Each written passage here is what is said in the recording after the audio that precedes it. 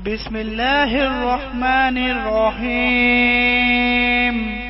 شروع اللہ کا نام لے کر جو بڑا مہربان نہایت رحم والا ہے۔ سب تعریف اللہ ہی کے لیے ہے جو سب چیزوں کا مالک ہے، یعنی وہ کہ جو کچھ آسمانوں میں ہے اور جو کچھ زمین میں ہے سب اسی کا ہے، اور آخرت میں بھی اسی کی تعریف ہے، اور وہ حکمت والا ہے، خبردار ہے۔ جو کچھ زمین میں داخل ہوتا ہے اور جو اس میں سے نکلتا ہے، اور جو آسمان سے اترتا ہے اور جو اس پر چڑھتا ہے، سب اس کو معلوم ہے، اور وہ مہربان ہے، بخشنے والا ہے۔ اور کافر کہتے ہیں کہ قیامت کی گھڑی ہم پر نہیں آئے گی۔ کہہ دو کیوں نہیں آئے گی؟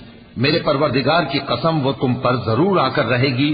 وہ پروردگار غیب کا جاننے والا ہے، ذرہ بھر چیز بھی اس سے پوشیدہ نہیں، نہ آسمانوں میں اور نہ زمین میں، اور کوئی چیز ذرے سے بھی چھوٹی یا بڑی نہیں مگر کتاب روشن میں لکھی ہوئی ہے۔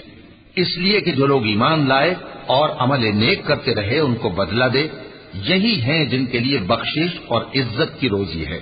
اور جنہوں نے ہماری آیتوں کے بارے میں ہمیں ہرانے کی کوشش کی، ان کے لیے سخت درد دینے والے عذاب کی سزا ہے۔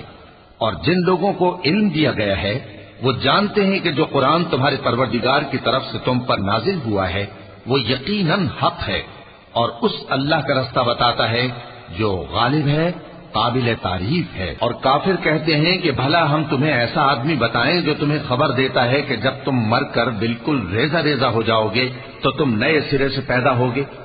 یا تو اس نے اللہ پر جھوٹ باندھ لیا ہے یا اسے جنون ہے۔ بات یہ ہے کہ جو لوگ آخرت پر ایمان نہیں رکھتے وہ آفت اور پرلے درجے کی گمراہی میں پڑے ہیں۔ کیا انہوں نے اس کو نہیں دیکھا جو ان کے آگے اور پیچھے ہے، یعنی آسمان اور زمین؟ اگر ہم چاہیں تو ان کو زمین میں دھسا دیں یا ان پر آسمان کے ٹکڑے گرا دیں۔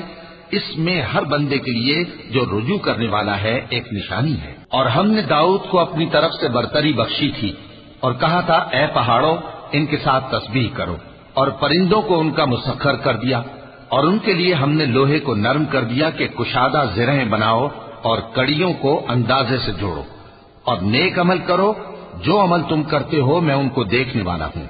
اور ہوا کو ہم نے سلیمان کے تابع کر دیا تھا، اس کی صبح کی منزل 1 مہینے کی راہ ہوتی اور شام کی منزل بھی مہینے بھر کی ہوتی۔ اور ان کے لیے ہم نے تانبے کا چشمہ بہا دیا تھا، اور جنوں میں سے ایسے تھے جو ان کے پروردگار کے حکم سے ان کے آگے کام کرتے تھے، اور جو کوئی ان میں سے ہمارے حکم کے خلاف کرے گا اس کو ہم جہنم کی آگ کا مزہ چکھائیں گے۔ وہ جو چاہتے یہ ان کے لیے بناتے، یعنی قلعے اور تصویریں اور بڑے بڑے لگن جیسے تالاب اور دیگیں جو ایک ہی جگہ رکھی رہیں۔ اے آل داؤد شکر کرتے رہو، اور میرے بندوں میں شکر گزار تھوڑے ہیں۔ پھر جب ہم نے ان کے لیے موت کا حکم صادر کیا تو کسی چیز سے ان کا مرنا معلوم نہ ہوا مگر گھن کے کیڑے سے جو ان کے عصا کو کھاتا رہا۔ پھر جب وہ گر پڑے تب جنوں کو معلوم ہوا اور کہنے لگے کہ اگر وہ غیب جانتے ہوتے تو ذلت کی تکلیف میں نہ رہتے۔ اہل سبا کے لیے ان کے وطن میں ایک نشانی تھی، یعنی 2 باغ، ایک داہنی طرف اور ایک بائیں طرف۔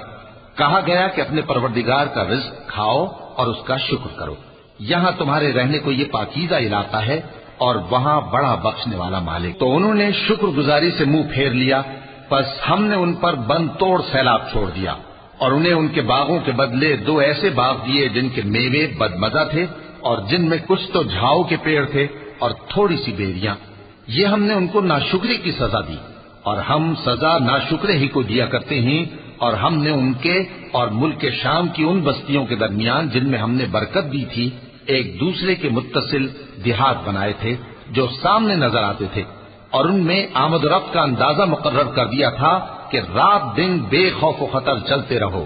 تو انہوں نے دعا کی کہ اے پروردگار ہماری مسافتوں میں دوری پیدا کر دے، اور اس سے انہوں نے اپنے حق میں ظلم کیا، تو ہم نے انہیں نابود کر کے داستان بنا دیا اور انہیں بالکل منتشر کر دیا۔